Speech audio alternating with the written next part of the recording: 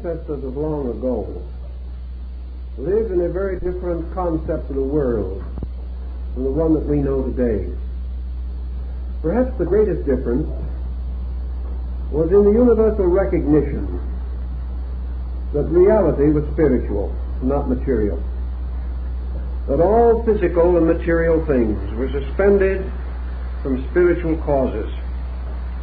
A man searching for these causes instinctively turned his attention to what he regarded as the superior parts of the world. Ancient man had already come to a very important decision concerning the mystery of life. He assumed it to abide in the furthermost parts of the world and the innermost parts of himself. To him and to those who came after him, the term heaven came to have a double meaning. It was not only the spiritual abode of the blessed dead, the home of the gods, and the dwelling place of beings that never became visible to our perceptions.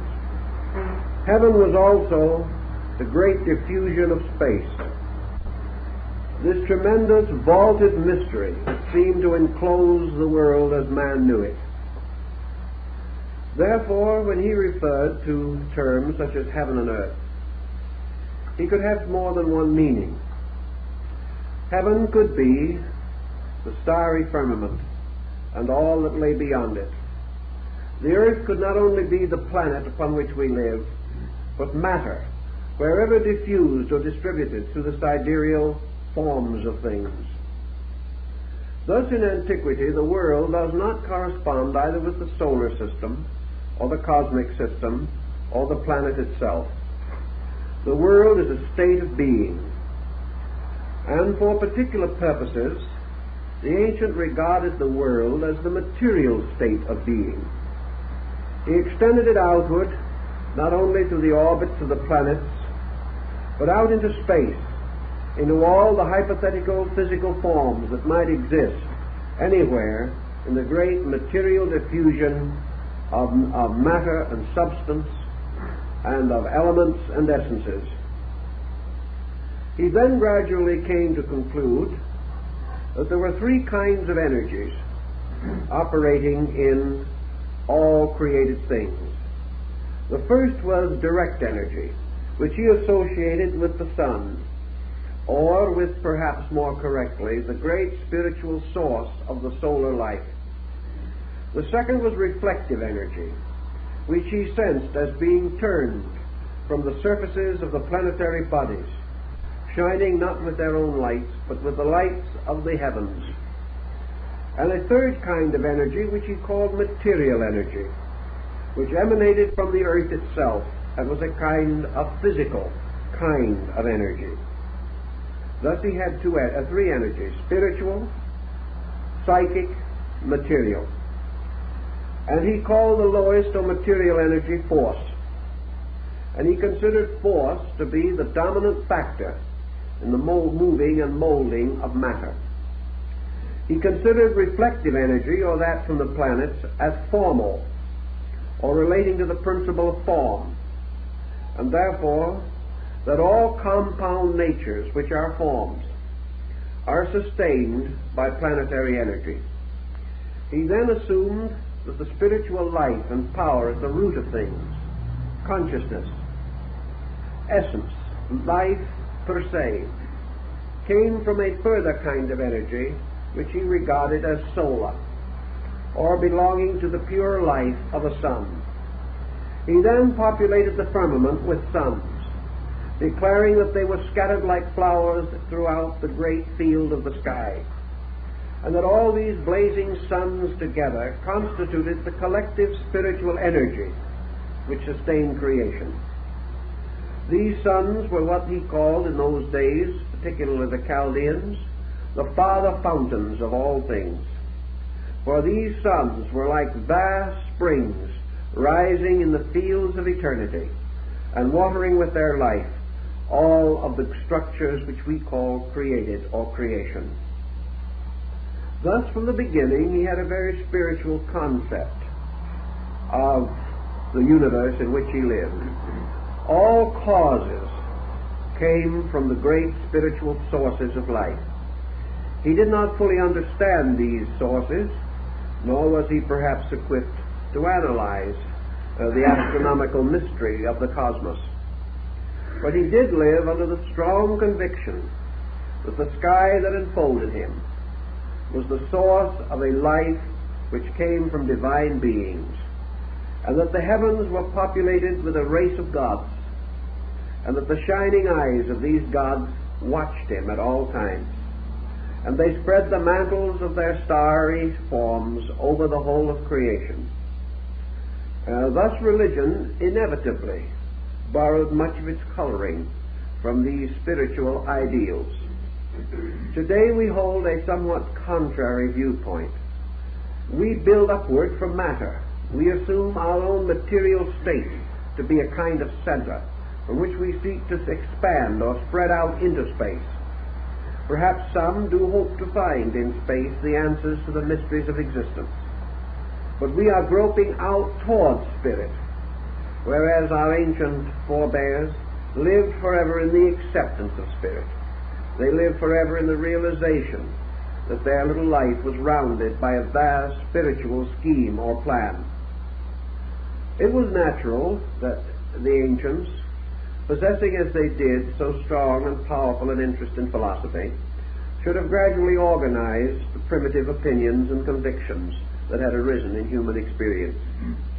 Thus, by degrees, theories were developed, concepts were formulated to explain the great mysteries of space.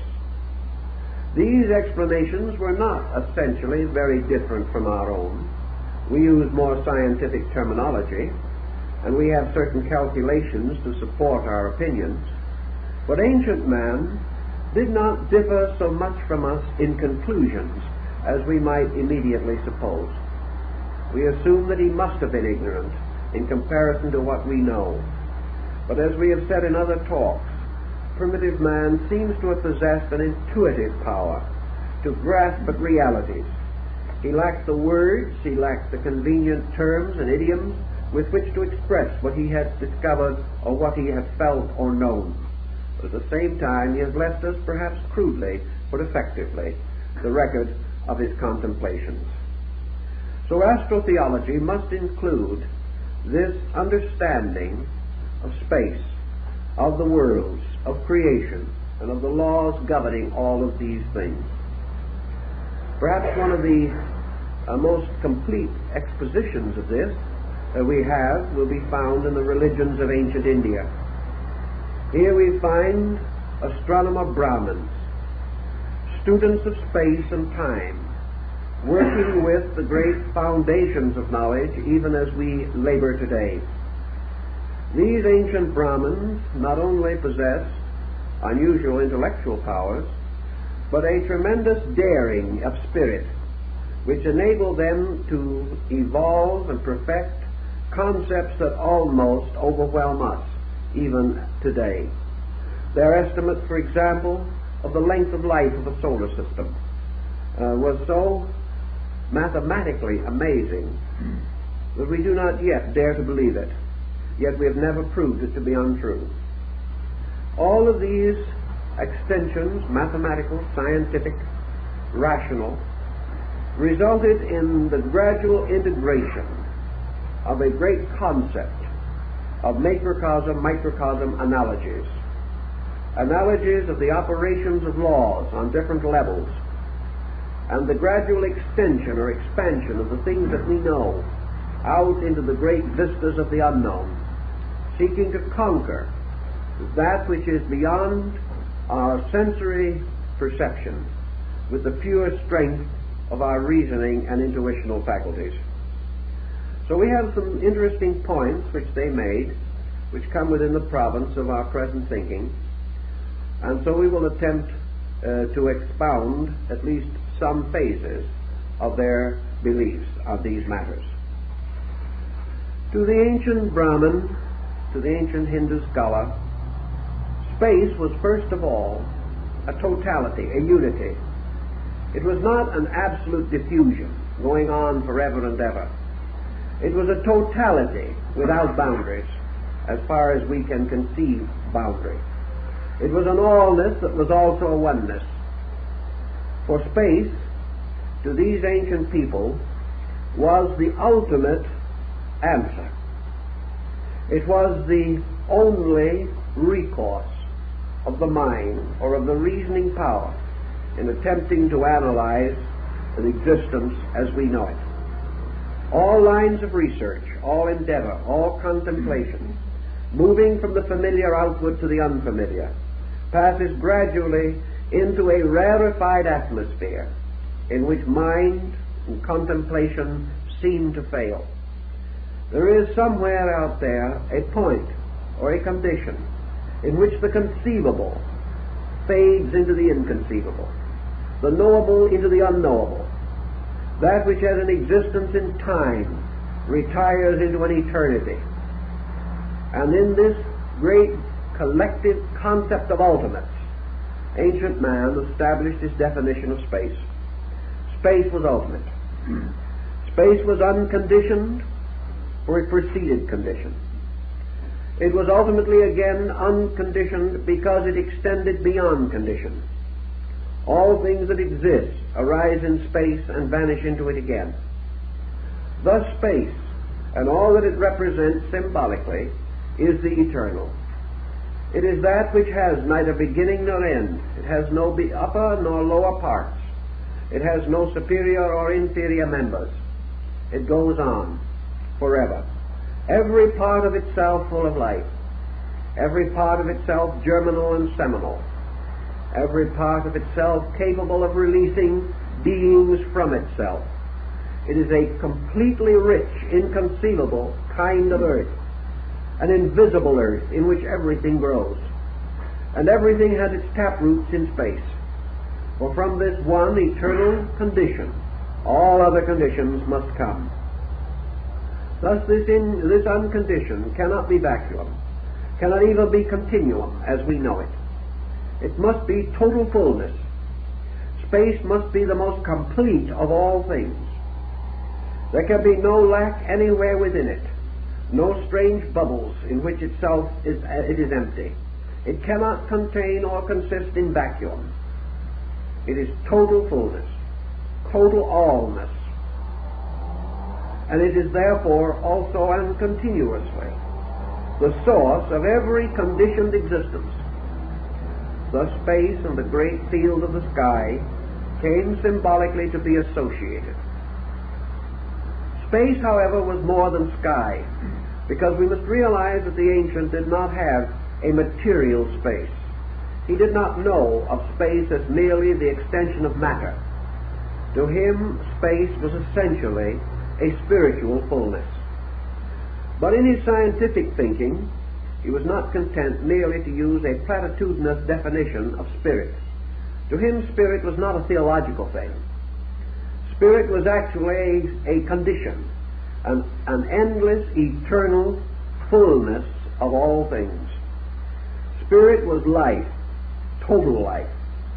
Life capable of producing an infinite diversity of lives, but of itself one. Space was an absolute nutrition. Space nourished everything. All things directly or indirectly are fed from space, because everything that supports life is in turn supported by space. The space is the ever-providing. Space is the ever-benevolent parent. The space spreads itself and diffuses itself so that it is everywhere. There is space between every dancing atom. There is space between all cells. There are spaces between planets. But these spaces are not emptiness. They are bridges of fullness, binding things together. Space also contains within itself the roots of the binding and loosing. It does act as an eternal agent of binding. Nothing can escape from it. And in some way, beneath its invisible and apparently completely flexible azonic constitution, there is something that is fixed, something that is firm beyond all firmness, strong beyond all strength, and enduring beyond all endurance. Thus space carries within it foundation, place, and in its own mysterious way, moving upon itself, it engenders time. For time is an unfolding, a moving of duration in space. And on and on and on these calculations, these reflections, these meditations go, until ultimately the ancient world regarded space as the final God, the absolute deity. Absolute because no one could find any way of discovering the finite within it.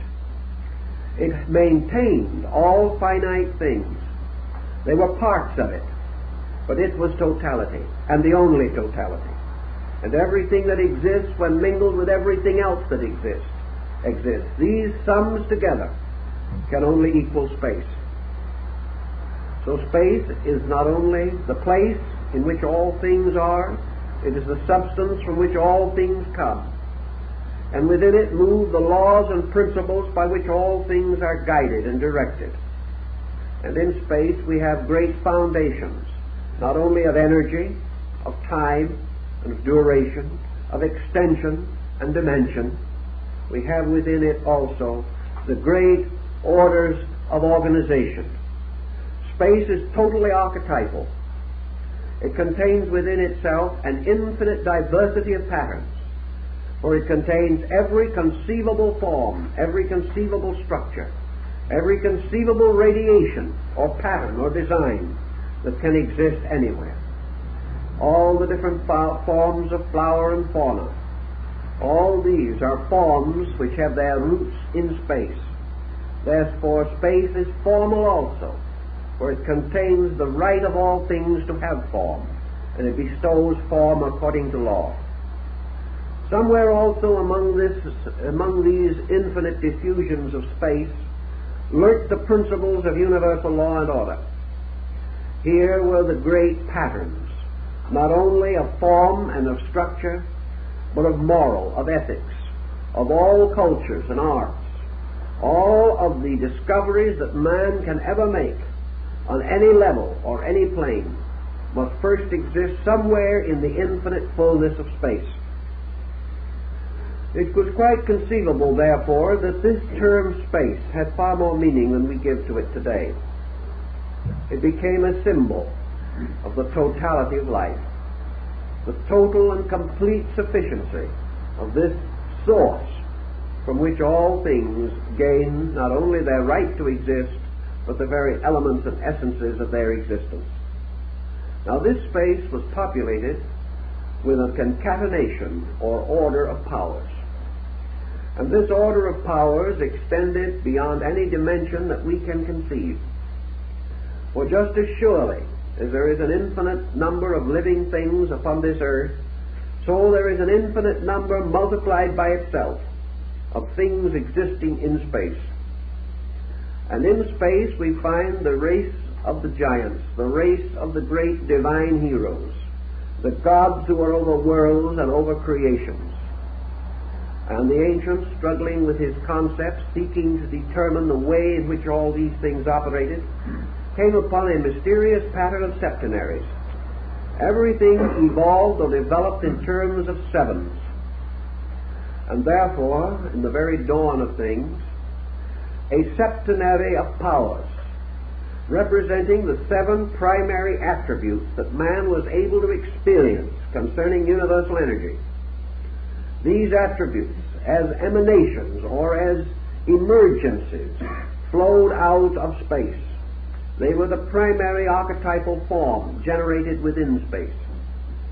Now, by what means and under what conditions are we to assume that space, moving endlessly in its own nature and substance, should pass through alternations of objectivity and subjectivity? The ancient, observing everything else in space, assumed likewise that motion was there. Motion originated in a movement of space. Motion existed in two forms, or of two kinds: motion in suspension and motion in action. Space in its own substance was infinite motion in suspension. Space contained the potential of all movement because it possessed all direction. But this movement passed through alternate periods of action and inaction, an immense rhythm residing within space, like a cosmic pulsation.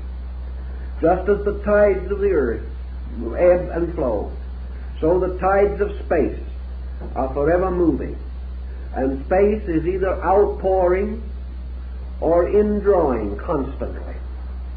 Space is like a breathing, the breath of Shiva. It breathes forth worlds by exhalation, and it draws them back into itself again by inhalation.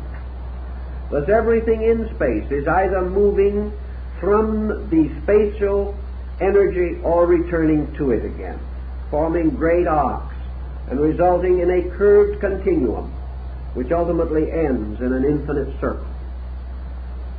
These things, therefore, these beliefs, caused the ancients to assume that at certain times and under periodic conditions, space became objective.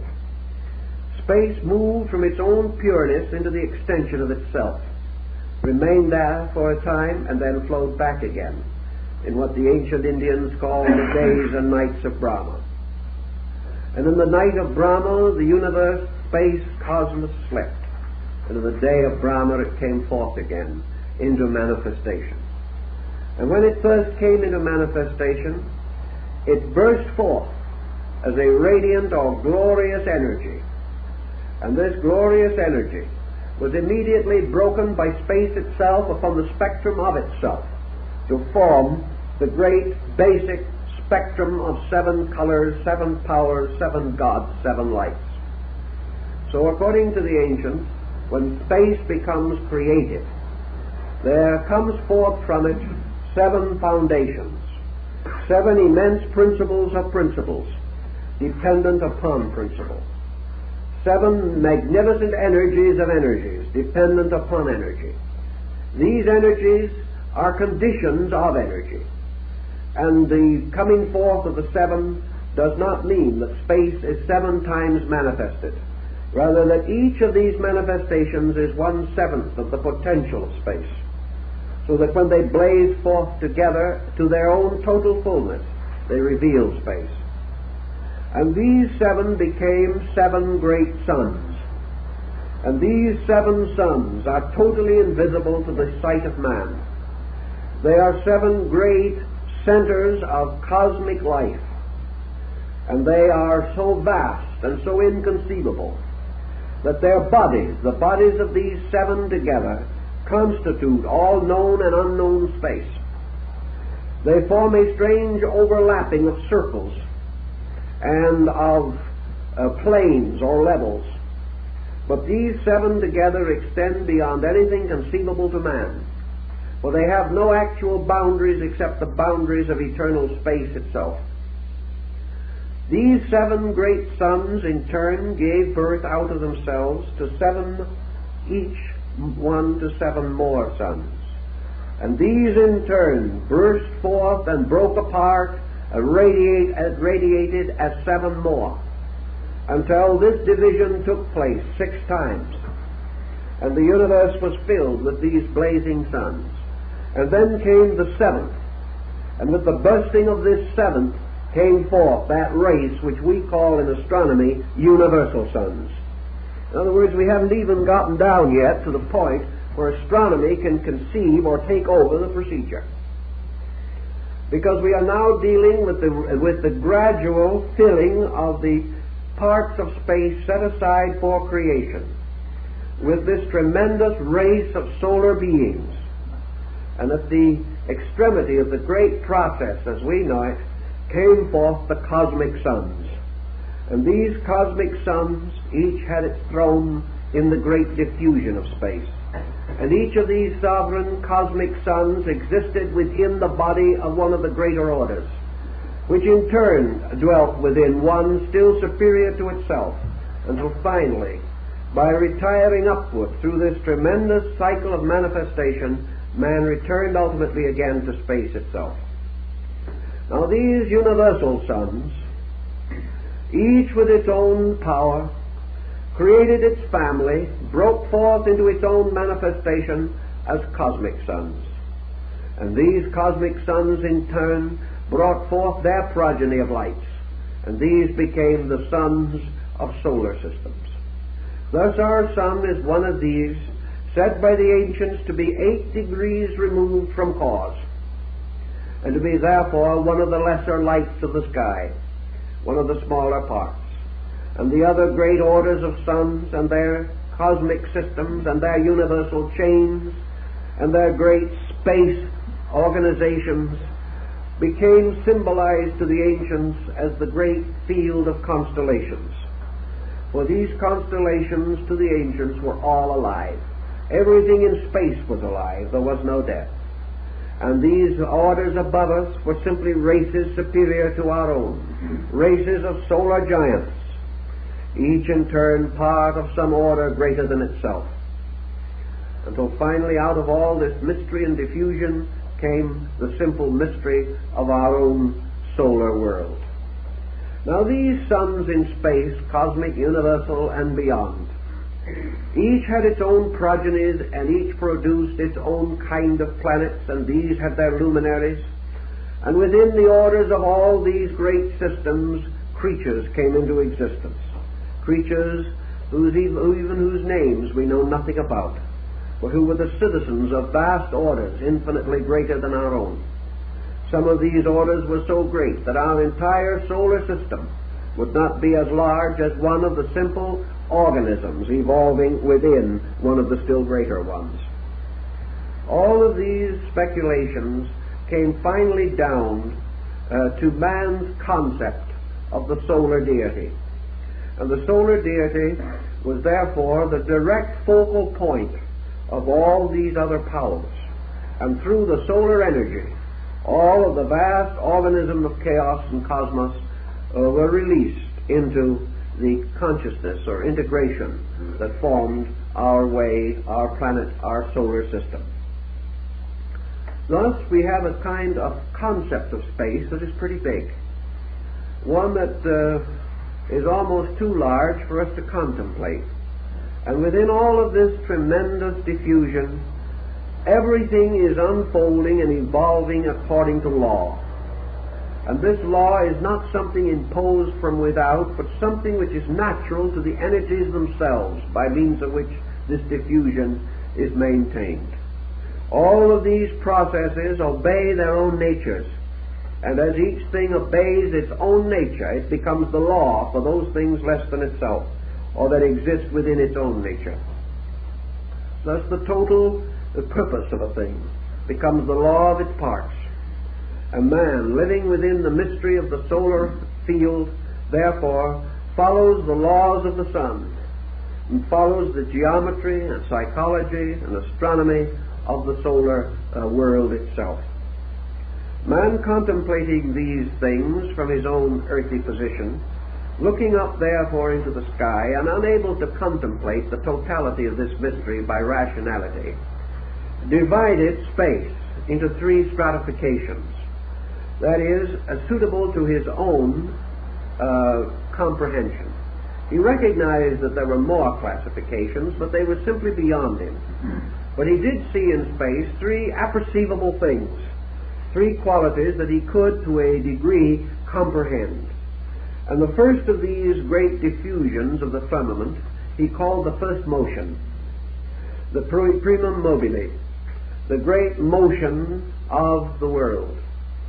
And he declared that this motion, this rhythm, this tremendous continuance of ever-flowingness represented to a great degree the life of God. That this life was a life forever in motion, both quantitative and qualitative motion, far more than anything we know. But he likened this motion to the tremendous motion of the heavens. He saw the heavens moving about the earth in a great pageantry, an eternal processional, without beginning or end.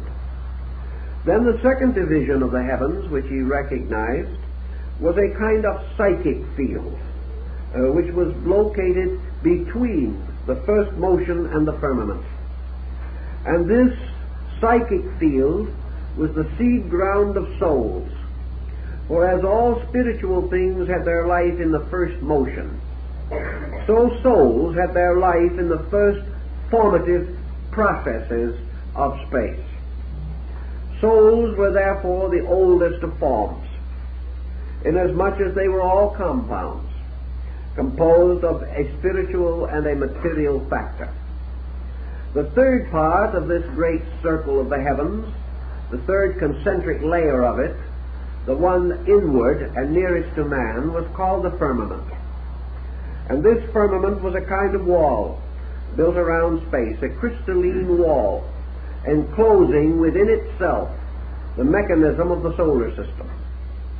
Therefore, beyond the planets and their orbits were these three divisions of the sky, going on and on and on. And in these divisions were the abodes of the great creator gods. Always these gods dwelt in the heavens, in the firmament, because to the ancients the heavens represented the sphere of causes, the sphere of principles and energies, the invisible from which the visible came. And this invisible was a world of itself, a thing apart, populated by beings that were real but invisible. And to these were given various names, and they were called the gods. Now the firmament, because it enclosed the solar system, and therefore represented the uppermost parts of our physical solar world, this sphere was like a mountain, for it was above the earth, and it was far above the range of mortal mountains. And to the Indian philosophers this mountain was Meru, the abode of the gods. To the later Shivites it was Kailasa, the great mountain of Himavat. It was the Olympus of the Greeks and the mysterious Jerusalem golden mountain of Christianity. It was a mountain because it was above, and men lifted up their eyes unto the hills, from whence cometh their help. So man, looking upward, did so not just quantitatively or physically, but in a symbolic sense, a looking toward the superior. And this superior for him was this strange sky that closed him in, as with a curtain of blue spangled with stars. In this process, therefore, we begin to see how the ancients devised their egg of the world, the strange shell of this egg being the firmament, and beyond the firmament another world extending on and on. We get a very good picture of this concept in the Revelation of St. John, also in Muhammad's night journey to heaven, and in the divine Pymander of Hermes Trismegistus. Here we also find it in the descent of Istar through the seven gates to descend into the underworld, because this heaven abode was separated from the earth upon which man stood by the royal arches of Enoch, the royal arches of the sky, the arcs of the planets. And as man ascended through the orders and orbits of these planets, he came near to the empyrean, or the great abode of the stars, the firmament. And by inspiration, by inward illumination, this ascent lifted him above matter and into the abode of the gods.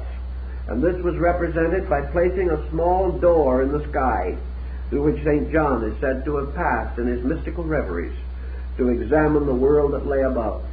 And here he found the sea of glass, before which stood the throne of the Eternal, hymned by the 24 elders, surrounded by the angels and symbols, and in the midst of it standing the Lamb with the seals of revelation. And in this great vision, then, we had man moving into what he regarded as the causal universe.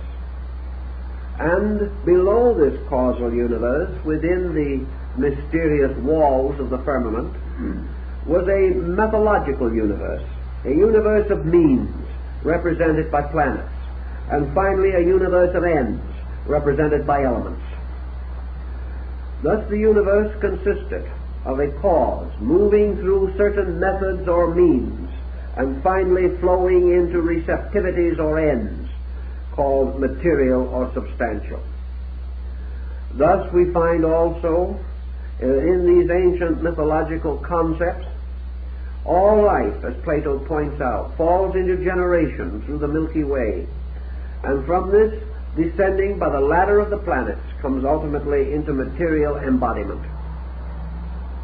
The Greeks had many legends and fables about these things, but I think from the standpoint of astrotheology, we have to assume that the ancients recognized the 12 signs of the zodiac and the great northern and southern constellations, forming altogether 36 major patterns in the sky. That the ancients represented these or recognized them as the channels through which the great universal energies beyond man's conception flowed down into the mystery of his solar system and into the mystery of his own corporeal life. Thus these constellations came to have certain meanings, certain distinct and special attributes, and it was believed that as the ancient Jewish people held that there were 12 tribes of Israel, Israel being an ancient generic term simply to signify the world, humanity, and kinds of life, that there were 12 orders of life that were nourished and fed by the energy which fell through the constellations of the zodiacal band, and that these 12 were further differentiated by the northern and southern constellations until 36 forms or 36 emanational currents could be recognized. It was all heaven moving in upon man, supplying him constantly with energies. It was man's concept that when his material life was finished, he would return again to the sky from which he came. He must first, however, pass through a kind of purging in purgatory, or a place of darkness underneath the earth. He went down into the earth, but his spirit returned to the stars, and beyond the stars, into the mysterious heavenly world, which was the magnificent counterpart of the lowly earth that we know. This forms a kind of study in anatomy, the anatomy of the universe. And in the researches that we carry on relating to these subjects, we become increasingly aware that all this fitted together to give us a great religious idea, a religious concept that was to remain and be restated through practically every faith of mankind. So let us try and examine for a little while the development of the concept of the mysteries, as these mysteries depended upon the constellational diffusion. We told you something last week about the precession of the equinoxes, and how the great religions and faiths of the world were influenced by the sun's crossing over, or the passing over of the sun at the vernal equinox. This is part of our story, but there is very much more to it. So let us try and follow for a few minutes some of the symbolism that will help us in connection with this. We all know the labors of Hercules. We also know the partial story repeated of these labors in the story of Samson. We are aware of the story of the 12 adventures or voyages of Sindbad the Sailor. All of these have to do with the same type of cosmological symbolism. This mysterious 12 returns again in the 12 prophets, the 12 patriarchs, and the judges that judged over Israel. They come back again in the jewels of the breastplate of the high priest, the loaves of the shewbread. They come again in the circle of the 12 disciples, and in all of the different groups that we have. Wherever the astronomical symbolism impresses itself upon religion, we find the revival of 3 numbers of great importance: 12, 7, and 4. These numbers always return because they are the great astronomical numbers. If then we assume that the world moves around this great circle, which was the golden or yellow road of the sun in the ancient Chinese philosophy, we see life proceeding in this way. We find also that in this pattern, a solar system such as ours must be part of a constellational diffusion. The ancients said that our sun is a small star in the tail of one of the fishes of Pisces. Therefore, that we belong to a being or a group of beings called blessed souls. and that we are therefore ourselves one of the 12 hierarchies. That the lords or powers of the 12 signs were referred to as hierarchs. The hierarchs, for example, of Capricorn were the archangels.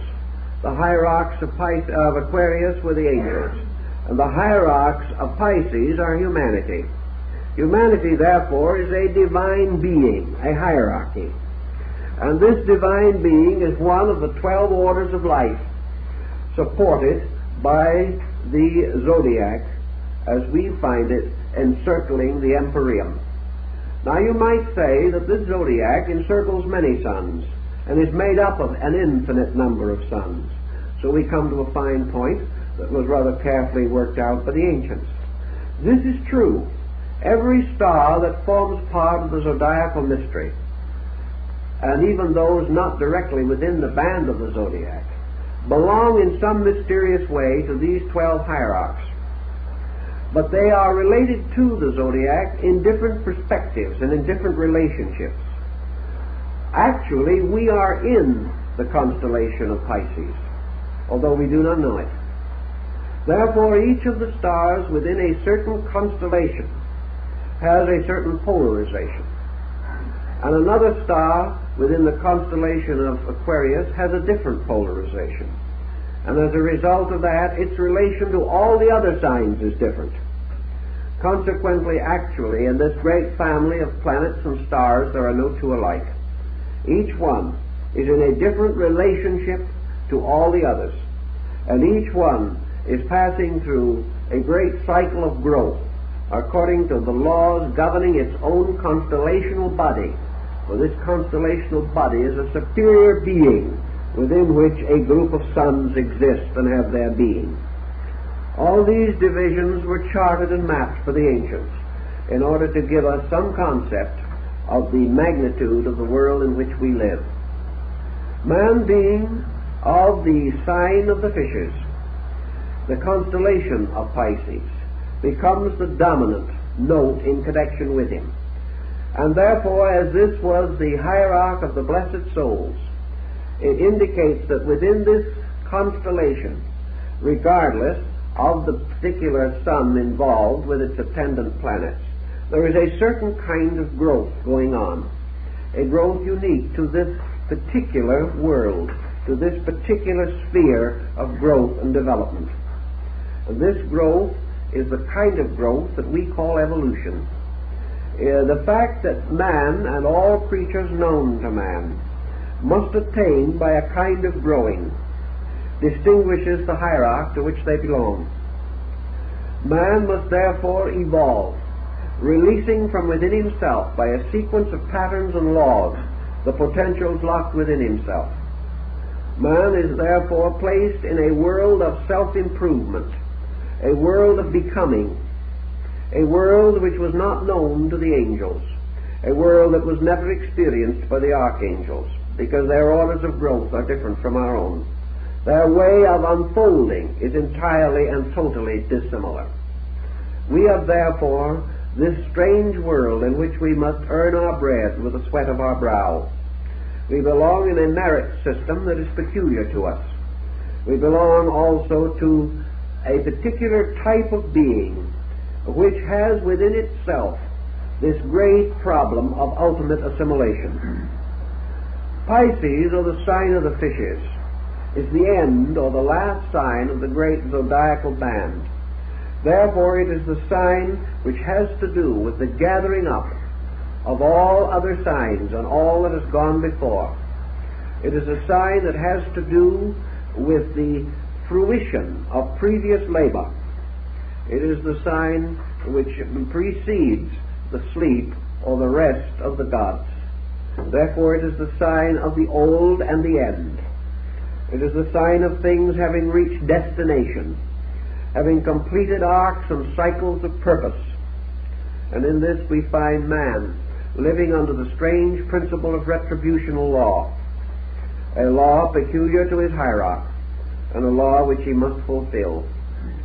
Man, therefore, of all creatures, is most strongly and profoundly affected by these laws of karma, of destiny. because they belong to the constellation to which he is a part. And all life growing in that constellation grows by the laws he grows by. But a different group grows under an entirely different pattern of laws. Also, man has another quality derived from this hierarchy, and that is the great compassional factor, the great priesthood. For in a strange way, the sign of the fishes is the sign of priesthood. For it also has to do with that part of the solar system from which the new cycle is to be born. Therefore, that which goes to sleep at the end of humanity becomes the beginning of a new birth in time, a new organization, because it is the end of an old, the binding up of a cycle, the completion of things, the paying of debt, the compensation for all things unfinished, and finally, out of this total completeness comes the engendering of a new order of life, a new way of life. So that in a wonderful way, this sign represents the way of spiritual rebirth into another sphere or another plane of action. The ancients had all these keywords and all these keys and codes by means of which they identified the activities and powers of the different constellational groups. And each star had its way of life, and each constellation had its laws and its governors, and the principles by which it was eternally modified, or it eternally advanced in its own destiny. This brings us to another concept in ancient astronomical symbolism, namely that space is full of mind, that all of these great sovereign bodies are mental entities as well as spiritual beings. They are mental energies because the ancients were convinced that the suns were alive, that they were not merely masses of energy, but they were the bodies of blessed gods. And we find this so beautifully told to us in the Emperor Julian's oration to the sovereign sun. These suns, these great centers of life everywhere in space, were conscious, rational beings. It was only in comparatively recent times that man came into the conviction that he lived in a world in which he was conscious and other things were unconscious. Ancient man believed that he possessed a minimum of consciousness, and that these greater beings around him were far more conscious and far more luminous and far more aware than himself. Man could not understand these beings, but they could understand him. Therefore, the great central suns were centers of understanding, and therefore of benevolence. And each sun was a being with a spiritual integrity, a rational power of penetration and judgment, and an active principle of generation. These powers operating together meant that these great beings were actually creatures, tremendous, inconceivable creatures, yet at the same time, like all creatures, possessing sentient powers, possessing a kind of self-knowledge and a knowledge of other things, as man possesses these faculties to a more limited degree. Thus there was a sidereal population of rational gods, of great beings, children of the great and superior one from which they all came. And these, like the elders of Revelation, bowed down in adoration before the throne, the great blazing mystery of the invisible sun, which was at the root of life. Thus everything was astronomical. Everything had to do with the setting up of formal thrones by means of which the wonders of nature could be made manifest. Now the opposite extremity of this vast pageantry was what we call Earth. And Earth was a very strange thing also, because Earth was not, as we consider it, something substantial beneath our feet. The ancients were well aware that Earth as an element was floating in the midst of a diffusion of life, that Earth was a little island upon the surface of the sea of life, that Earth and all other earthy things were conditions, not essentially places nor times, but kinds of life. And Earth was to them a privation of active principles. Earth was the negative pole of heaven. Earth was the infinite receptivity into which all things of a dynamic were forever flowing. Earth was like a vessel that captured life into itself. Man's body was of earth. Therefore it was likewise a vessel which contained and captured within itself the life of heaven.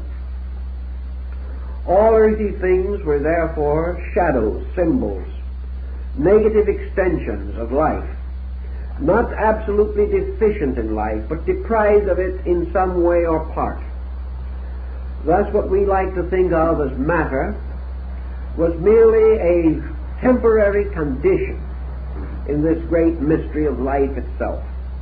But the ancient also had the realization that this matter, which was the source of body, which was the source of this strange prison world in which man finds himself, that this matter as a polarization was absolutely essential to the kind of life that man has to live.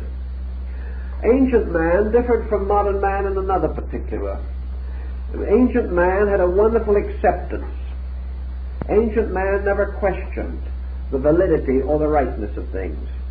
He accepted that which the gods bestowed. It was his power and privilege to obey, to fulfill, not to doubt.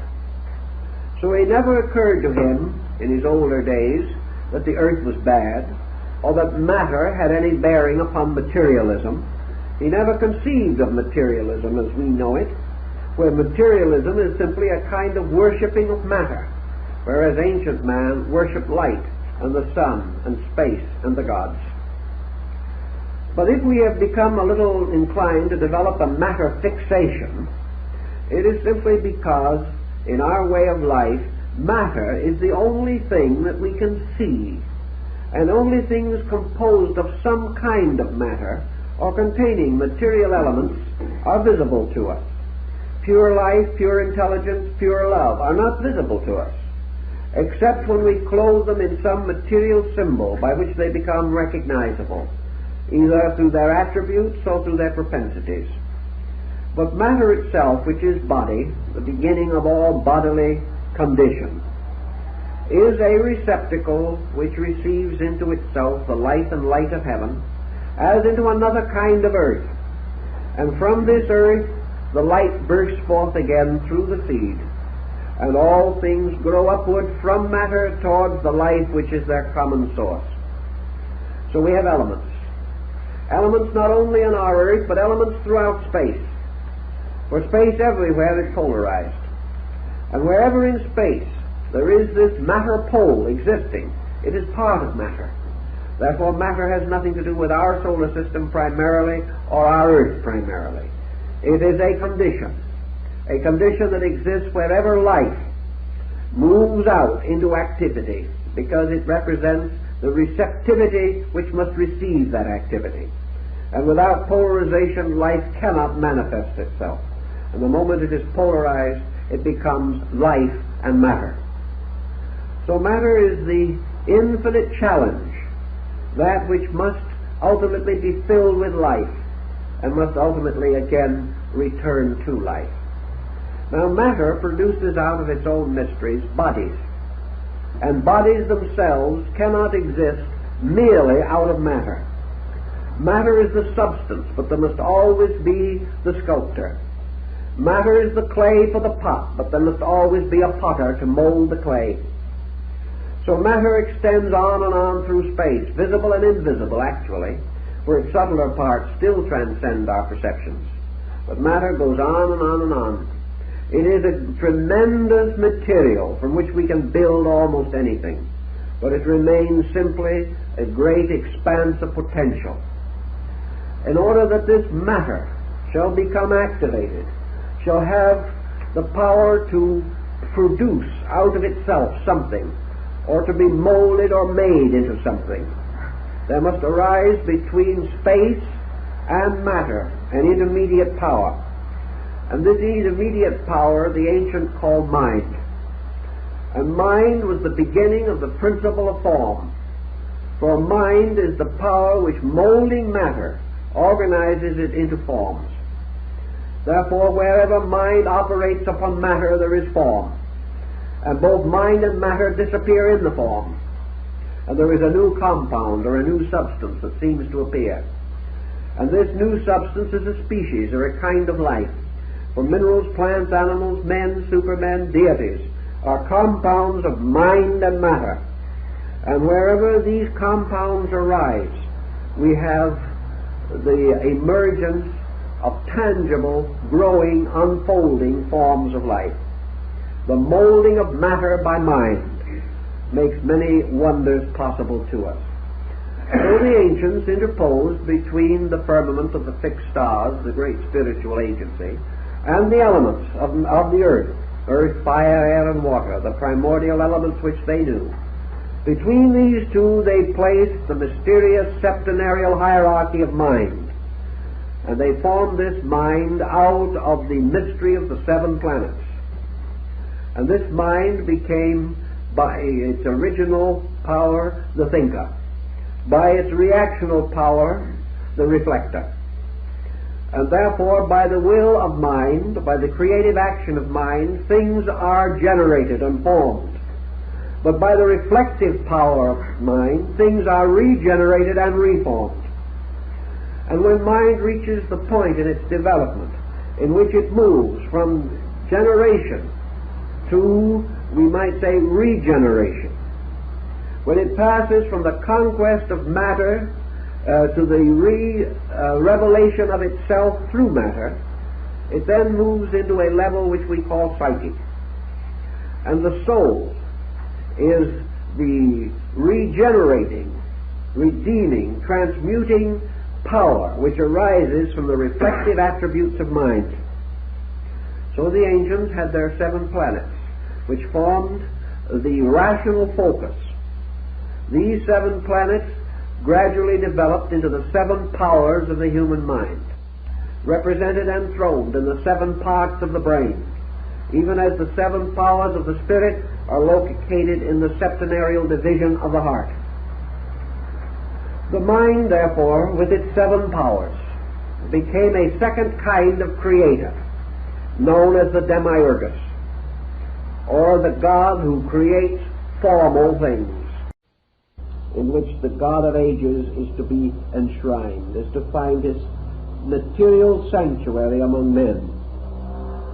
This power of mind is variously represented in ancient philosophy, but I think that we consider in most cases that this power of mind is particularly centered in the egoism of man. It is this power of mind by which man ultimately discovered his own identity, his own self-existence. And by establishing his own self-existence, he made the discovery that he was somewhere between heaven and earth. He had outgrown the earth, but he had not yet reached heaven.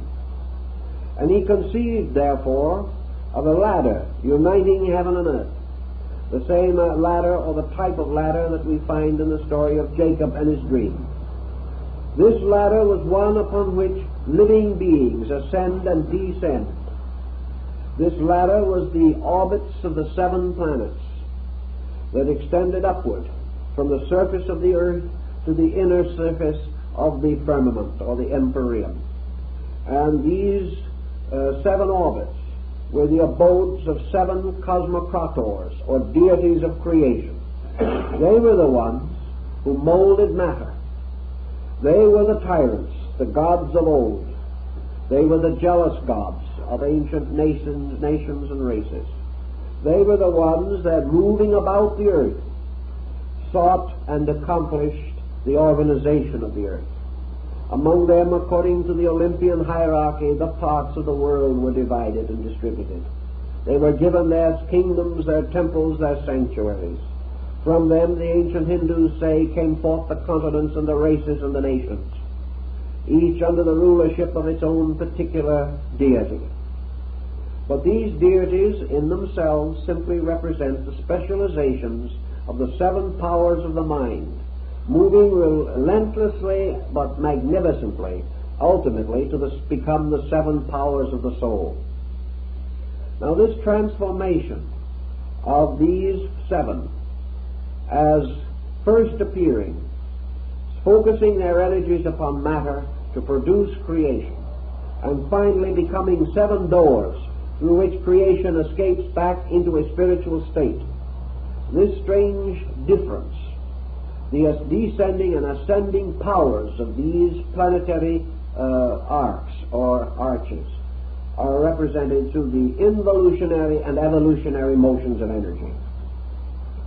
So in the initiation rites of ancient man, we find this set forth in such symbolism as the hymn of the robe of glory. We see man as a spirit, man as a divine being, a part of God. We find him descending, in some systems voluntarily and in others involuntarily, but always that he is descending through the seven orbits of the planets, as he descended through the royal arches of Enoch, to come finally to the earth, and there to go to sleep in matter, and there to remain asleep for a certain time, and finally to awaken from this sleep as an infant, to pass through the seven ages which constitute physical life, and the seven stages which represent the 7 degrees of spiritual evolution. We find, therefore, that these levels or stages or degrees are related to the 7 churches which are in Asia, and the 7 golden rungs of the ladder that fell from heaven so that Muhammad could ascend through the gates of the Empyrean. Man, then, has this sevenfold mystery within himself. He is ascending through 7 stages of consciousness, and he is returning gradually to the Empyrean, or to the heavenly state from which he came. He ascends through his own growth, through his own disciplines, and through the perfections of arts and sciences, for every labor that he performs is part of the septenary. Every degree of growth which he attains is part of it. His evolution through races, his evolution through religions, cultures, through great epics in history, all these turn back upon the septenary, and all parts can be measured and determined by the 7 levels of the soul, by which it ascends to the light from which it came. These are the 7 souls of the ancient Gnostic doctrine and of the Egyptian teaching about immortality. So we have man as a creature passing through an initiation ritual. He descends through the 7 orbits, becomes locked in the abode of darkness, and then from darkness he re-emerges. And in your doctrine of Neoplatonism, you find the 7 steps of consciousness ascending from opinion through sense to knowledge and finally upward to illumination, which is again the perfection of the psychic life in man. Incidentally, and by all these points, it is curious that in the evolutionary process, it is not the personal life of man, but the psychic life which must be saved. It is not the individuality, but the universality in man which is important. And this must be brought ultimately and finally to its total liberation. So we have these orders of ancient planets. And we go back to our Greek system, and we find several things that are of great interest to us. In the Greek theology, for example, we find that originally the great God was called Heaven. And this God was called the great Father God, and he was Uranus, the sky deity. And this sky deity ruled supreme for a great period of time, and then his kingdom was taken from him by Saturn. And Saturn in turn lost his kingdom to Zeus.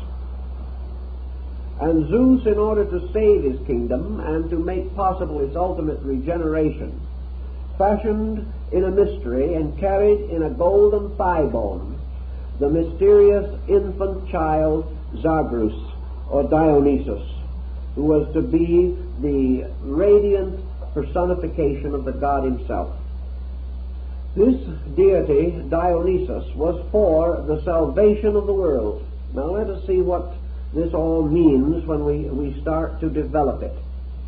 We see then that heaven, Uranus, losing its kingdom to Saturn, is the beginning of generation. This means the first orbit within the great mystery of the sky itself. Saturn was the ancient one, the old god, Cronus, and for some mysterious reason the ancient named the outer orbit of the solar system in honor of this deity, placed the symbol of Saturn as the sign of the ancient one, Cronus or time, and made this god the devourer of his own children. And Saturn, in order to preserve his kingdom, destroyed his children by eating them as rapidly as they were born. But finally, the wife of Saturn substituted a stone for one of the children, and this deceiving the god, Zeus was permitted to live, and Zeus in due time took over the kingdom of his father and fulfilled the ancient prophecy that was written in space. The legend here is rather obvious. Saturn is time. Time devours its own children. It devours everything which is engendered within it. Nothing that is born in time or of time can survive time. Therefore we have here a problem in substitution. By a subterfuge, something that was timeless was introduced into the pattern of time, and in this way Saturn was outwitted to produce out of itself or from itself the deity Zeus or Jupiter. Now let us go for a moment and remember that our ancients were not concerned with mere physical phenomena. What did Saturn represent? Saturn represented to the ancients supreme wisdom. Saturn was the ancient power that must ultimately also devour everything less than itself. Therefore all things that are born from wisdom must ultimately be devoured again by wisdom. This was the strange, abstract, contemplative wisdom of meditation. This was meditation from which things are born, but to which all things must return again. This was a kind of consciousness which engenders, but holding and possessing, always forces the thing which it has created to return to itself again and be dissolved. So Saturn, representing the beginning of creation, also becomes the symbol of death. For everything that is created must die. And everything that is born of the race of the Volsung in the Nordic mysteries is destined to the tragedy of the Götterdämmerung. All the heroes of the world must die because they are the progeny of death. So anciently Saturn, or Cronus, was represented carrying the scythe of death, sometimes represented as the reaper, and often as an aged person, often as a skeleton. Saturn was then the devourer, the ultimate. Saturn was the beginning of motions which in themselves must end. Saturn was the beginning of separation, which is itself the supreme illusion and must lead ultimately to the end of its own existence. So Saturn plays many parts, often apparently in complete conflict with themselves, but always there is one underlying principle underneath, and that principle is that Saturn is strangely both beginning and end.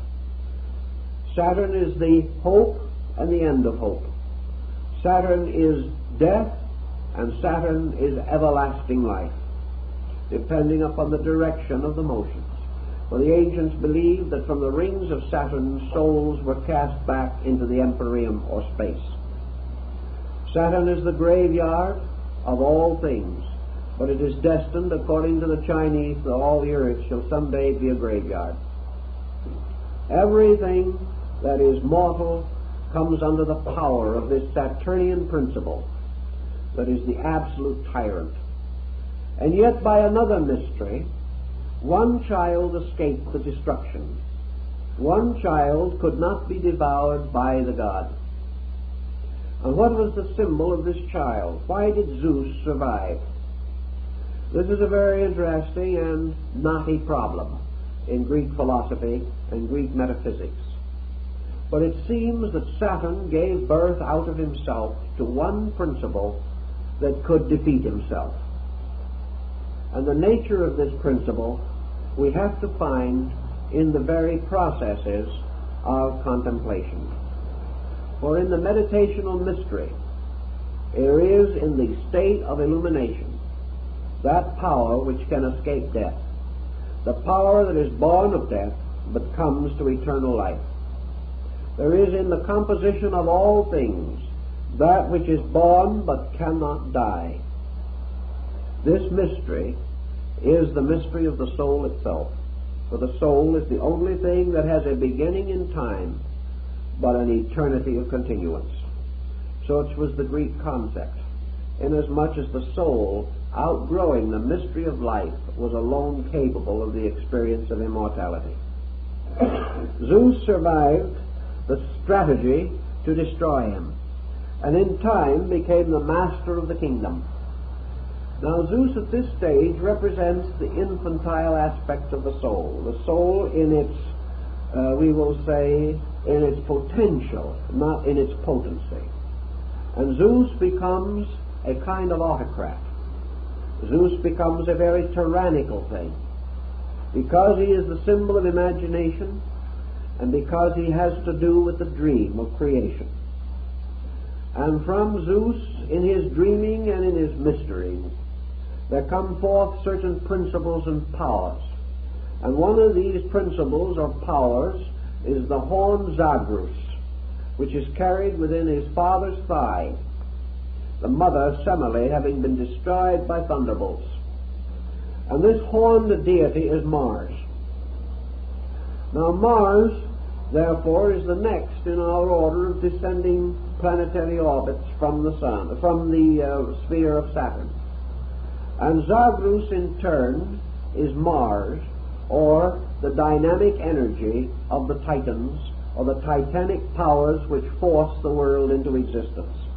And the power of Mars is the power of will. Therefore, out of the experience, out of the mystery of imagination, out of the creative potency of Zeus, comes the symbol of will. Will as the directing force by means of which worlds are brought into manifestation, and by which the objective life of man is maintained. But this Zagreus passes through a metamorphosis, because will in itself is a very subtle thing, as Schopenhauer points out. And out of the mystery of will comes the alternative deity. For from Zagreus comes forth Dionysus. And this change is accomplished without death or without the changing of personality. Zagreus simply becomes Dionysus. And the means of this becoming is a metamorphosis so gradual and so systematic that it is almost impossible to determine the boundaries of the myth. Dionysus, of course, is the sun. So we find the solar system moving from the power of Mars to the power of the sun. Now the sun, therefore, becomes a kind of regeneration or redirection of the power of will. And out of the will of the creating factor of Zeus, the will born of heaven, comes this other kind of will, which Burmese terms the divine will. The will of man, the will of nature, the will of the universe, to the achievement of the great spiritual mystery. The regeneration of will. The transformation of will from the force aspect to the compassion aspect. So that the great power to create things, to force things, to move things, is transformed from will to love. And love becomes a supreme power taking the place of will. And in this, Zeus gives his beloved son, transforming him from the will aspect to the love aspect. And as soon as this is achieved, Dionysus begins his great adventure which leads to his final tragedy. For it is the inevitable tragedy of love that it must perish. And love, strangely enough, dies for its world, or dies into its world. And in the mystery of Dionysus and his adventures, we have the focal point of the human ego. Dionysus becomes also the human spiritual entity, born of will and perfected in love. A creature created by a fiat of power, but perfected by a renunciation of power. So Zagros and Dionysus become the polarities of will as power and love as redeeming power. Thus we have descended now through the four arches of the sky, the orbits of the planets Saturn, Jupiter, Mars, and the Sun, and we find the Sun placed midway in the septenary. This makes it possible for the Sun to be the fourth from below and the fourth from above, constituting a point of mingling. The Sun's location, then, corresponds almost exactly with the location of the heart and the human body, suspended between the two great focal points of creation and generation, and also the middle ground of the soul or psychic field. And the Sun, or the ego, standing in the midst of itself, standing in the middle part of the great septenary of the soul sphere, has the right and has the power to extend its rays upward to the contemplations of causes, or to descend with its rays into the underworld to become involved in the mystery of effects. If the Sun falls into the underworld, it is there for 3 degrees or 3 days buried, for it descends through the orbits of the 3 inferior planets and is finally placed within the earth, which is the underworld. And in turning further downward, this new power, this power which we call the compassion or love of God, falls next into its reflection or negative correspondent, becoming involved in the mystery of Venus, which is like the Venusberg in Tannhäuser or Kundry in the Parsifal cycle. For as the Sun, blessed of its Father and bearing its Father's power of divine love, representing the ego, falls into the orbit of Venus, it falls into sensory or sensuous love. It falls into the personal out of the impersonal, for it is descending downward now into the mystery of illusion. And Venus is the guardian of the garden of illusion. And Venus represents the appetitive and emotional powers of the soul. Captured within these powers, held like Parsifal in an enchanted garden, the soul begins to substitute human emotion for divine emotion, substitutes attachment to form for attachment to life, substitutes the beautification of externals for the glorification of eternals.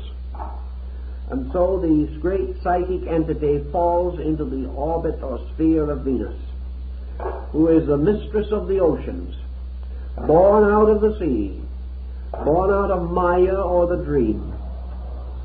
This mysterious descent, according to the Greeks, was represented in their mystery rituals by a series of sensory temptations, which, unless the candidate could overcome them or withstand them, meant that he was led astray into the mystery of darkness.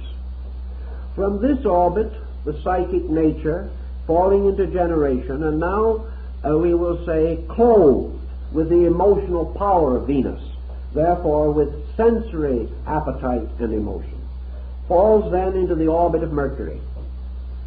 And in the orbit of Mercury another factor takes over. For Mercury is the symbol of the critical intellect.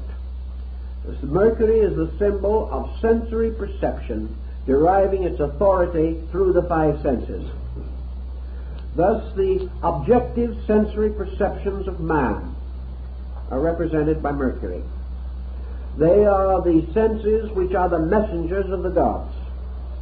They carry the sensory reflexes from the external world to man, and from man outward to the external world. But by now he is captured in the illusion. Therefore now not only does the emotional nature tyrannize him, but also the intellective principle, in its negative polarity, Mercury, begins to burden him with opinion. divides him, creates criticism, sets him upon a division of learning, of attitudes, in which little by little the unities of knowledge are lost, so that Mercury makes him the critic rather than the knower. It makes him the intellectual rather than the wise person. And having become invested and involved, therefore, with the powers of the sensory illusions, the generating or incarnating soul falls into the orbit of the moon, which is the last before the actual embodiment or the final descent into matter. The orbit of the moon is the orbit of imagination.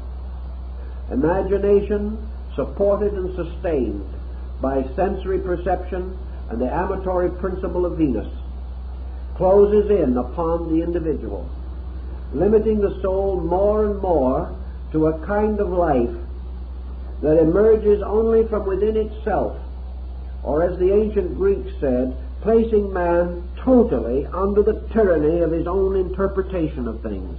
For imagination creates the world we live in. We do not live in a world as it is, we live in a world as it seems to us. Every neurosis, every bitterness, every defeat in our own nature colors our concept of the whole world. And as our own disillusionments increase, as our own vitality decreases, the world closes in upon us as a terrible or hateful thing. Imagination gives us false motivations, limits us and binds us constantly with the effects of our own inward imageries, drawing upon the darkening resources of our inner lives. In our slow descent, we come finally into the amazing and incredible condition that we no longer even are capable of seeing the world as it is, knowing the world even with the aid of the sensory perceptions, because everything that we see is instantly interpreted. Everything that we contact is distorted and deformed by our own imaging about it. And so we finally land in a kind of personal universe in which each individual creates his own world in spite of the world he lives in. And instead of being a citizen of the earth, he becomes only a partisan within his own tiny world, the world perhaps of himself alone, or of his family, or of a few limited ties. He loses complete sight of even the facts of the world around him, creating an imaginary series of facts that are valid only to himself, facts which are constantly subject to change because they are not real, because they have no foundation in abiding truth. And according to the Greeks, when this descending being reaches this point, it is coming very near and dangerously close to the final involvement. For the material world, which we call the earth, is surrounded by a kind of humid atmosphere. Thales was one who developed quite a philosophy of this humid atmosphere. But having reached downward now to the orbit of the moon, the soul is swept down into the humidity of the earth. And this humidity closes in upon it as water upon a drowning man. And once, as Heraclitus points out, that this humidity captures the descending being, it intoxicates it. And the peculiar fetid aroma of death which is on the earth, the strange world earth which is made of the rotting of things, as the ancients said, that as life crawled out of prehistoric slime and mud and the elos of the primordial sphere, so the earth itself is a strange kind of humid atmosphere, like that in a hothouse, where we have the smell of the earth and the strange steaminess of it. And the ancients said that this was a kind of atmosphere which, when the soul becomes immersed in it, acts like an intoxicating liquor. The soul becomes drunk or intoxicated, as we find in the myth of Cupid and Psyche, where Psyche, having been immersed in matter, can no longer walk straightly, but walks with a strange twisting motion, staggering about. This staggering of the soul in the humidity of the earth was said to lead it finally to the point where it drank the waters of Lethe and passed into total unconsciousness concerning its own nature or its own substance. And in this unconsciousness it is born into this world as a physical being, born unconscious. Not only born unconscious, but doomed to remain unconscious. Not only through the childhood and infancy, but into maturity and old age. Because consciousness, truly, must have escaped in some way from this humidity of earth. And if it does not escape, it is never able to express itself. Thus man, even in his maturity, carrying on the projects of his living, advances by staggering, advances in a strange circuitous route, advances like the crab, making one step forward and two sideways, never straight, because the soul is intoxicated by matter, and it wanders about, unable to extricate itself from the fumes and from the strange purgatorial mists that rise from the earth. Of course, this is the symbolic story as told in the mysteries, but the point of it is rather obvious, that the being once enveloped and enmeshed in the substance of body is locked within it, and being thus locked within it, struggles desperately to escape, but cannot find any way out of body. This was the beginning and end, essentially, of the doctrine of Socrates, was that man must discover a means of rescuing his own being from the strange humidity which we call ignorance. Ignorance being the strange property which intoxicates the soul when it enters into the sublunary sphere which we call the earth. So having brought the soul now downward in the mystery ritual, down the rungs of the ladder, we find man completely locked, yet with all this locking bearing within himself all the powers of the hierarchs from which he has fallen, also containing the mystery of the orbits of the planets through which he has descended. He has been locked by the 7 deadly sins, or the negative poles of these planets. He must now unlock them by developing the 7 cardinal virtues of the soul. He must ascend once more through the 7 churches which are in Asia, and he must open the 7 seals of revelation, and he must learn to understand the Vedantic mystery of the opening of the 7 chakras, or symbols of soul release, by which man ascends again into the abode from which he came. To make this ascent possible, the ancients say that institutions were set up in the world, and these institutions were in every case in some manner reminiscent of the universe. The temples of the ancient gods were built in the forms of constellations and of worlds, and the great forms that were used throughout were either the forms of man himself, representing in his structure, as Leonardo da Vinci points out, the measurements of the cosmos, or the great canon of rules by which the merits and values of all things may be estimated. Man himself, contemplating the productions of nature and the productions of art, is stimulated, according to the Greeks, by the dawn of memory. In other words, he must first of all activate the lower faculties of his own consciousness. From the moon he gained imagination. Imagination, by its abuse or misuse, cast him into matter, causing him to look downward, see his own reflection in the pool, and like Narcissus, perish trying to embrace the likeness of himself. But man ascending must ascend back through these orbits by transmuting each of the energies and making the destroying powers the redeemers. He is able to do this because within himself was placed the blood of Dionysus. He contains within himself the life of the solar mystery. And because he possesses this, he is potentially capable of overwhelming or overcoming the creatures that guard each sphere all the way back to the world from which he came.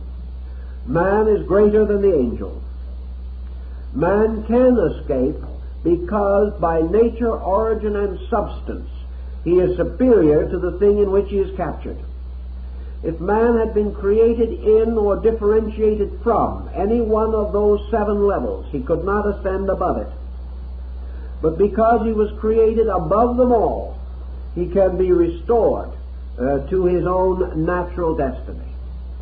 Because he was enslaved rather than created, he can be liberated rather than annihilated. Thus, that which is within him, being superior to the world, cannot die with it, but can be rescued or separated from death by the mystery of the ascent of the ladder of the 7 stars, the jewel of the 7 stars of Egypt, the mysterious ladder rising from the tomb of the Egyptian priest, upon the rounds of which ascends the Binu, or bird of the soul. So man's locked within matter, finding locked also within himself the 7 lights of the candlestick and the 7 mysterious angels before the throne. He discovers that within him are the 7 powers which imprisoned him, and each one of these powers, through cultivation, becomes a liberator. Therefore, man, to redeem himself, must redeem the 7 powers of the planets. Thus, in the ancient alchemical mystery, the philosopher's stone was composed of the substance of the 7 planetary metals, which, when properly brought together, or purified, or redeemed by rotations, as they were called, would ultimately produce the elixir of life, the philosopher's stone, and the universal medicine. So, coming back up, man discovers that imagination is to be now his leader. He must redeem imagination. And this redemption of imagination is perhaps one of the labors upon which man has worked from the earliest periods of history. He has been trying to use this strange formative power within him to ennoble rather than to destroy. He has sought to escape the pit that we are in today and make out of this neurotic instinct the great creative agent, the magical agent of liberation, as Paracelsus described it. For imagination is the thing that makes it possible for man to dream that he is better than he is, dream that he is able to achieve. For everything we have fashioned and created in this world was first in the imagination of man, and then by building a foundation under dreams, he advanced the common cause of his kind.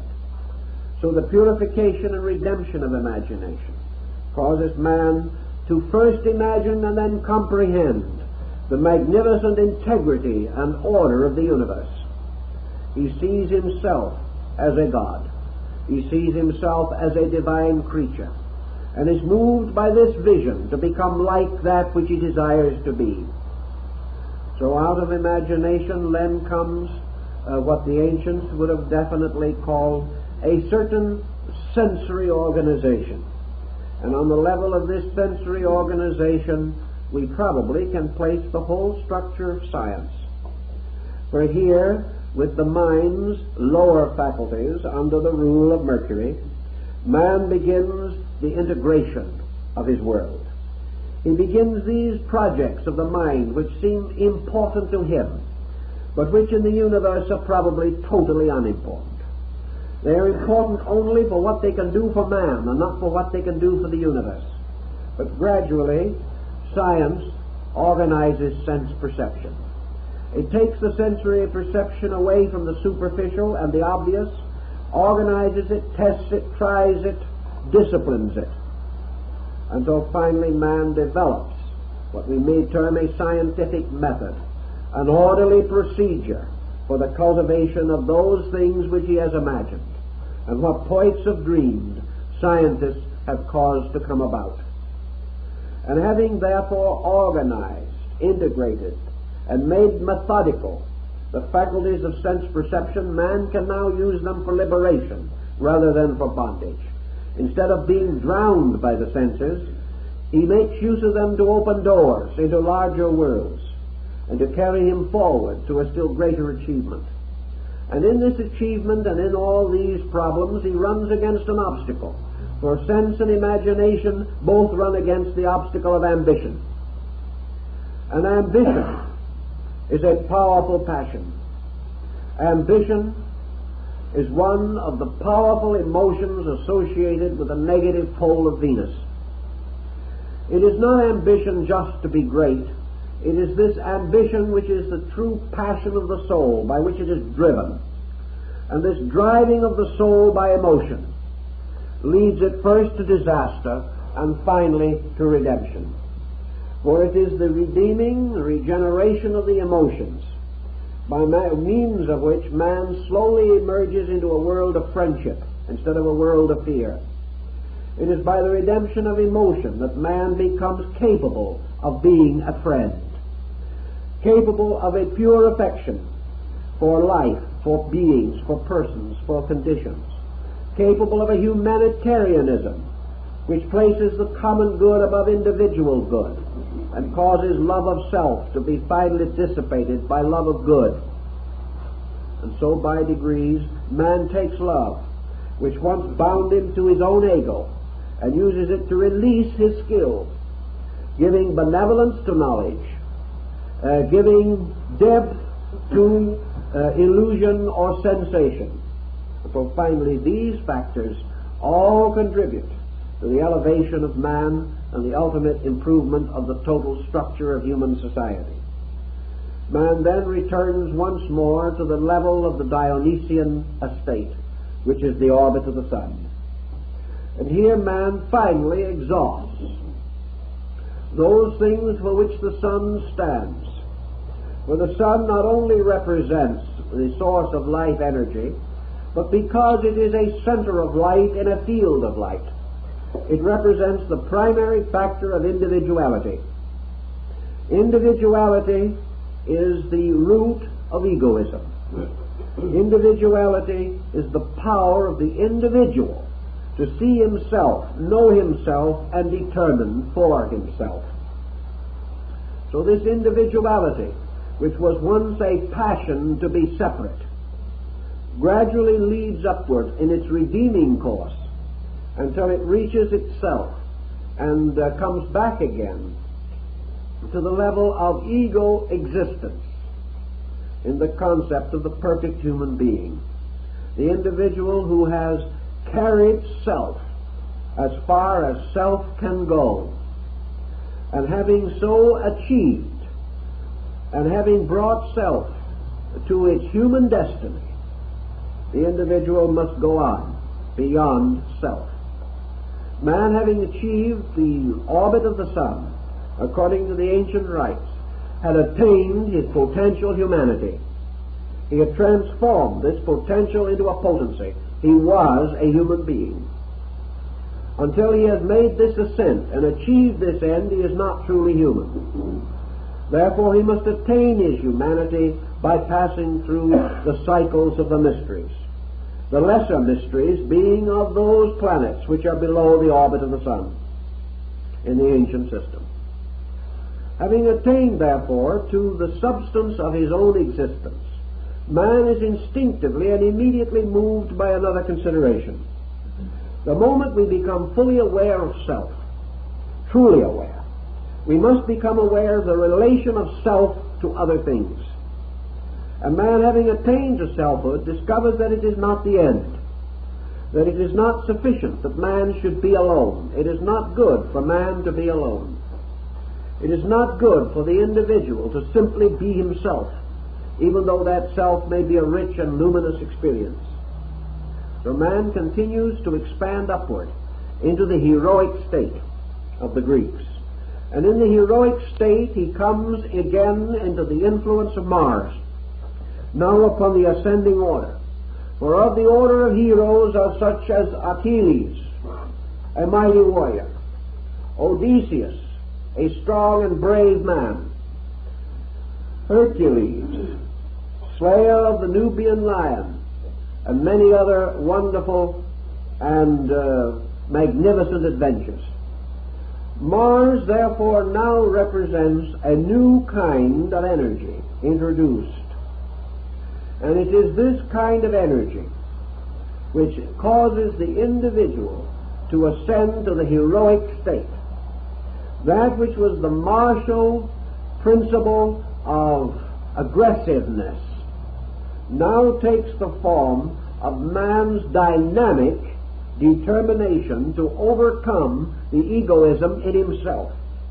He becomes the armored warrior, like St. George of Cappadocia, the warrior who must slay the dragon of his own ego.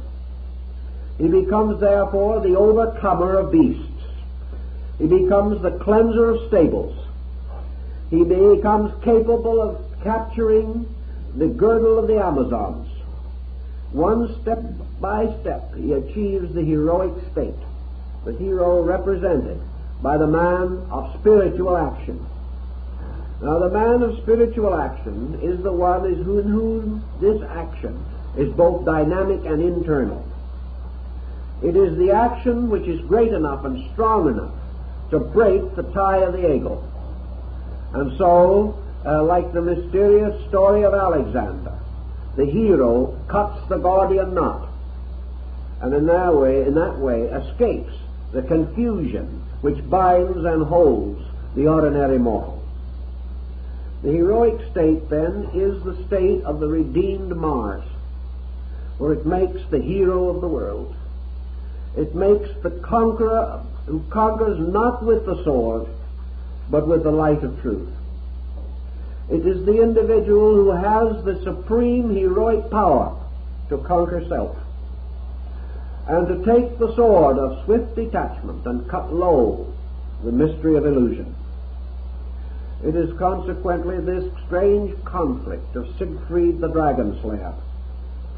It is the hero self now, as the armed and plumed warrior, who turns upon illusion, and with the pure power of the heroic consciousness overcomes it.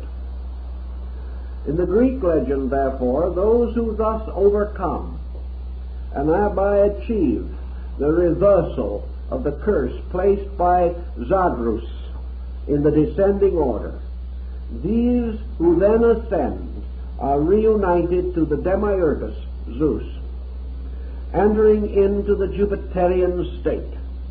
And the Jupiterian state in the ancient Greek system or symbol was the state of true or universal mind.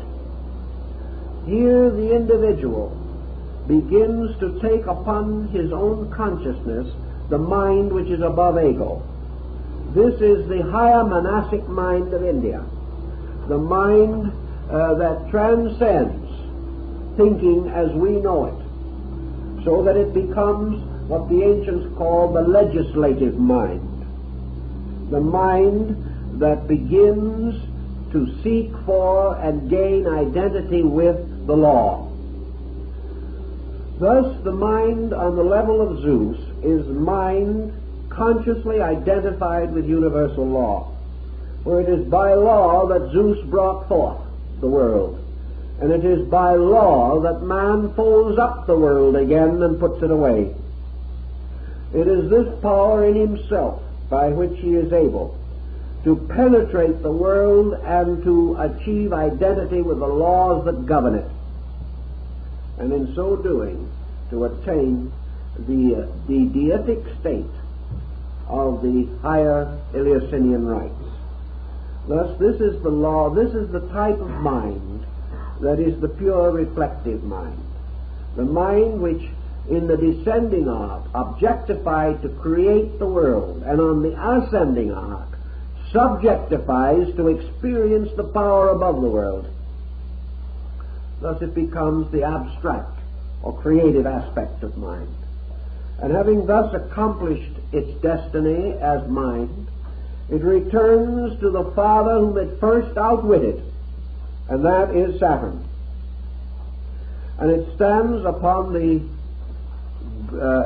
edge of the mysterious world over which Saturn governs, and man as a being comes finally into conflict with the ultimate adversary, time.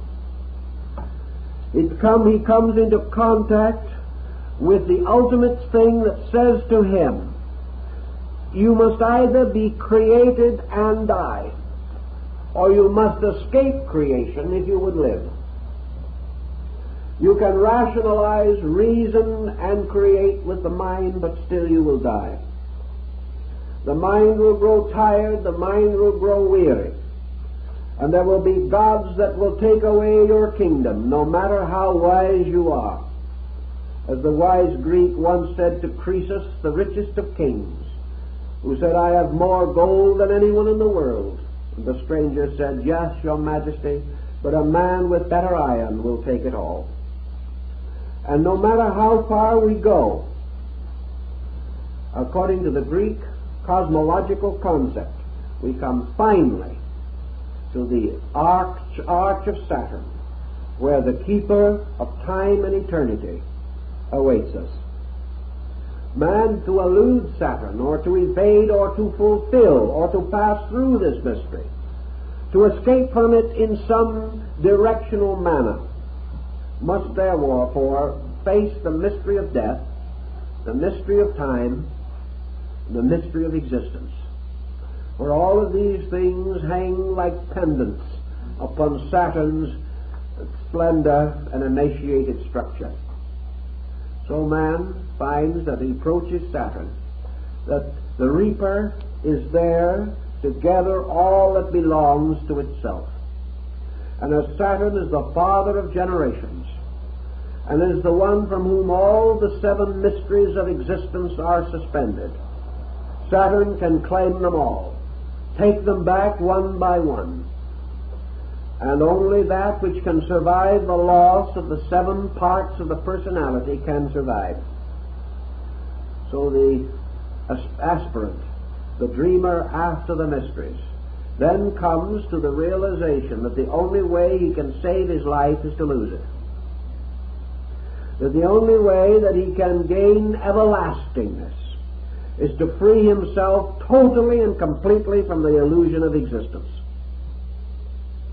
This would be equivalent to the Buddhist nirvana. This is equivalent to the absolute samadhi of the higher Vedanta. Actual consciousness on the Mahaparinirvanic plane. So here the being has to make the great decision of the total renunciation of all the things that Saturn can claim. And Saturn can claim everything that belongs to us, including ourselves. But the thing that Saturn cannot claim is that which belongs to Uranus, the lord of the sky. For Saturn is the son of Uranus, and he cannot claim the father's part. So the only thing that man can take away beyond the orbit of Saturn is the mystery of heaven itself. And in the Eastern tradition, this means that at the gates or on the mysterious rings of Saturn, all forms, physical, mental, psychological, must be dissipated and cast back into the great reservoir of substances from which worlds are fashioned. The only thing that can go on is pure heaven, which means the pure, unconditioned consciousness of man. This consciousness then returns to the great Father of all, and from the great Father, Uranus, it is restored in due time to the mystery of the constellations, and it comes into another life above the firmament, a life which, as Buddha points out, because it is positive, whereas all our living is negative, is unknowable to us. Because what we call wisdom is only a degree of ignorance. What we call happiness is the least degree of misery. What we call security is the least degree of insecurity. The positive facts of all of these things elude us, because they are all captured within the cycles of illusion which constitute the seven mysteries of the soul. Man, however, as a pure consciousness being, comes to Uranus. And in your astrological mystery, Uranus is the will of heaven, the divine will, the absolute authority of the universal energy consciousness itself. So man, escaping finally through the mystery of the arches and the arcs, comes to the eighth above sphere, which is the sphere of heaven. And here, as the golden verse of Pythagoras tells us, he becomes a blessed God, no longer susceptible of death. This is how your astronomy was made to become the instrument of a theology which has been scattered throughout the universe as we know it, throughout ours at least, and by means of which we have a skeletal form in practically every system of philosophy and ethics that we know. This mysterious descent and ascent of the ladder which unites heaven and earth as a series of moral qualities. And as our time permits, we will go into it a little further, but I guess that's about all we can do now.